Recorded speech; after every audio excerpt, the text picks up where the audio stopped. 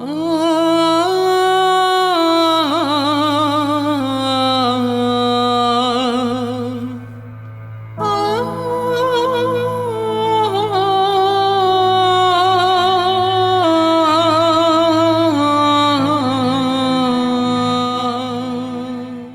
Hello and once again welcome to Dats studio. बहुत ही important episode है रिकनक्वेस्टा।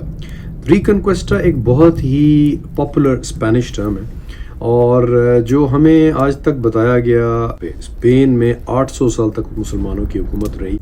तो हम आपको इसमें बताएंगे कि किस तरह से 800 साल मुसलमानों की हुकूमत स्पेन पर, हिस्पानिया पर, आइबेरिया पर नहीं रही।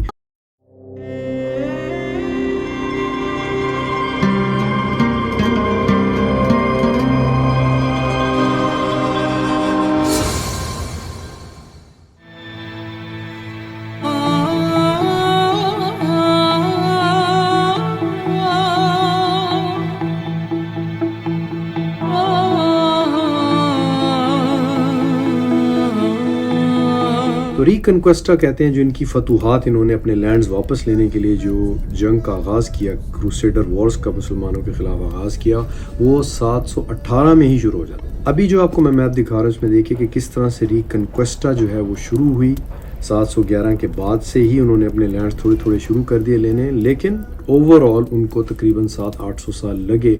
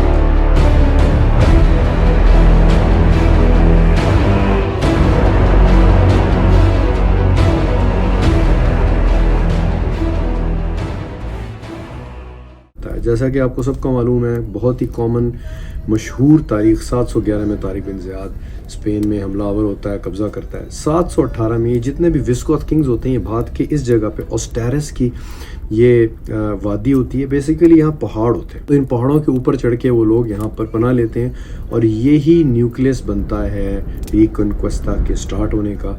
और 718 में मुसलमान जो हैं यहाँ पर एक बैटल कोवाडोंगा होता है। तो बैटल ऑफ कोवाडोंगा में शिकस्त होती है और कुछ एरिया ऑस्टेरस का क्रिश्चियन जो है अपने पास रखने में कामयाब हो जाते हैं। लेकिन तकरीबन 200 साल लगते हैं उनको यहाँ से एक्सटेंड करते करते नीचे आने तक, जो कि मैं आपको इन मैप्स के अंदर दिखाऊंगा।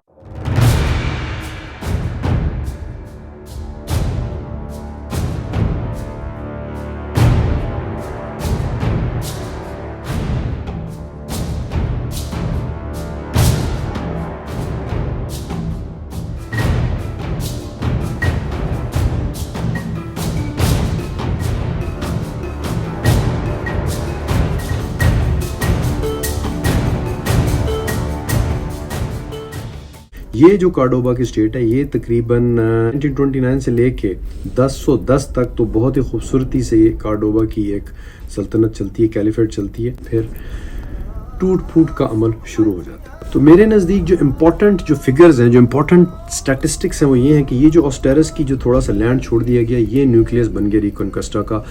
जो मोर्स थे, रेगिस्तान, खुले मैदानों के लड़ने वाले थे, पहाड़ी इलाकों की उनको ताकत नहीं थी। अब अच्छा, इस मैप में आप देखिए कि मुसलमान जो मोर्स हैं, इन्होंने तकरीबन पेरिस के करीब पहुंच गए।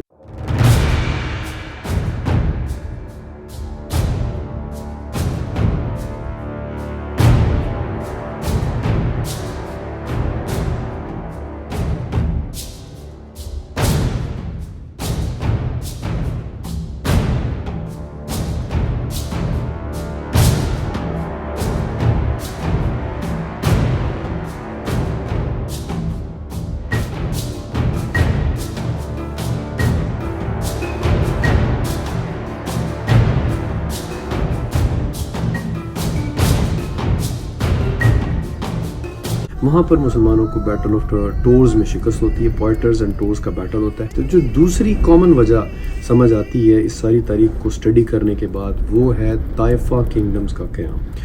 ताइफा अरबिक का वर्ड है, और ताइफा जो उर्दू में भी वर्ड हमने सुना होता है तवाइफ, ये वहीं से निकला है। और ताइफा का मतलब होता है कि एक बॉडी जो अपने आप को एक मेन बॉडी से डिसंगेज करके अपनी खुद की आइडेंटिटी बना ले, उसको ताइफा कहते हैं। तो तकरीबन जनाब 30 ताइफा किंगडम, इनको पेटी किंगडम्स भी कहते थे, 30 ताइफा किंगडम्स बने।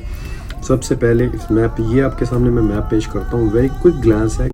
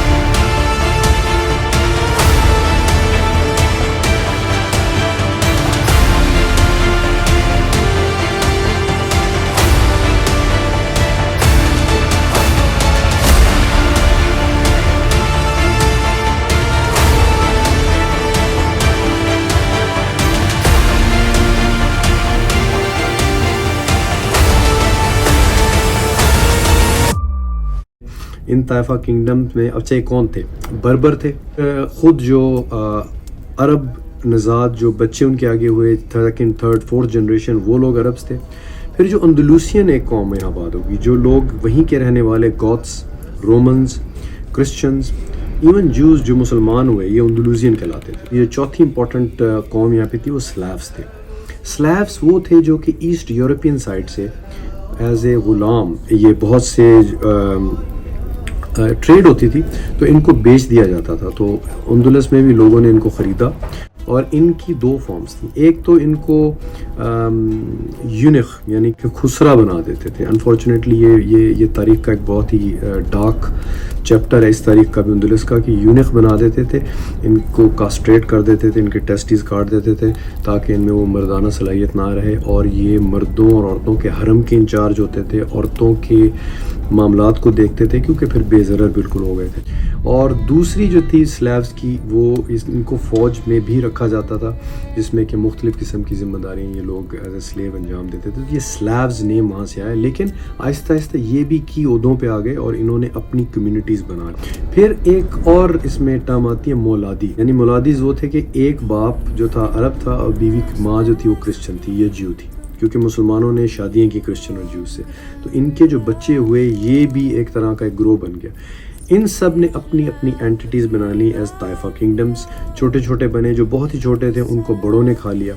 फिर इनकी आपस में लड़ाइयाँ होती थी। एक टर्म यूज़ होती है स्पेनिश में परिया, यानी कि पैसा देते थे क्रिश्चियन किंगडम्स को। इनको एक तो बाकी क्रिश्चियन जो मुल्क किंगडम बन गए थे उनसे, उनके हमलों से हिफाजत फरमाई जाए इनकी, और दूसरा मुसलमान जो बाकी ताइफे थे उनसे भी इनकी हिफाजत की जाए। तो ये बाकायदा गोल्ड कॉइन्स की फॉर्म में, मुख्तलिफ अजनास की फॉर्म में, या कीमती चीज़ों की फॉर्म में और कभी कभार बिल्कुल एक्सपर्टीज़ यानी लेबर ऐसी, क्योंकि मुसलमान जो थे एग्रीकल्चर में, बिल्डिंग बनाने में इनको मुखिदार कहा गया बाद में, ये बहुत एक्सपर्ट थे और नाम नहाद इन लोगों की हिफाजत करते थे। लेकिन जिस वक्त उन्होंने इनको ख़त्म करने का सोचा तो आहिस्ता आहिस्ता इन तमाम ताइफा किंगडम्स को हड़प कर लिया गया। ये वो वक्त था जब 1085 में अल मुराविद्स जो एक बर्बर कबीला मोरक्को के एरिया में, इस कबीले की हुकूमत कायम होती है। तो यहाँ के जो मुसलमान किंगडम्स होते हैं वो इनको मदद के लिए बुलाते हैं और अल मुराविद आकर यहाँ पर अपनी हुकूमत कायम करते हैं तकरीबन 100-125 साल। उसके बाद अल मुहद्द आते हैं। ये अल मुराविद ही में से जो मशहूर नाम आपने सुना हो, यूसुफ बिन तफशीन।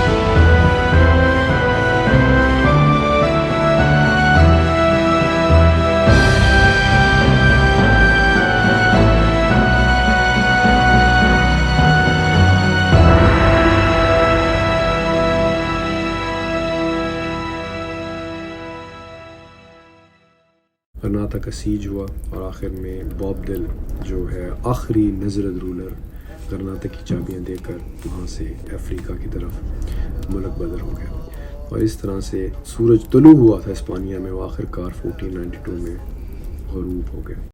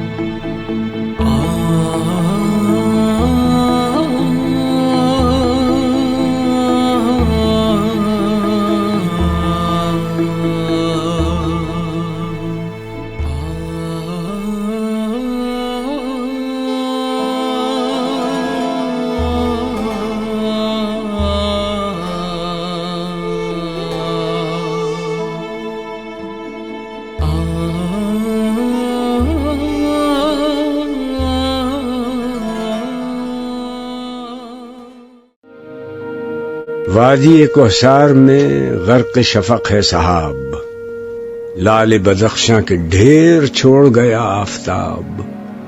सादा व पुरसोज है दुख्तरे दहकां का गीत, कश्ती दिल के लिए सैल है अहदे शबाब। आबे रवाने कबीर तेरे किनारे कोई देख रहा है किसी और जमाने का ख्वाब। आलम नौ है अभी पर्दा तकदीर में, मेरी निगाहों में है उसकी सहर बेहिजाब। पर्दा उठा दूं अगर चेहरा अफकार से, ला न सकेगा फरंग मेरी नवाओं किताब। जिसमें न हो इनकलाब मौत है वो जिंदगी, रूह उमम की हयात कश्मकशे इनकलाब।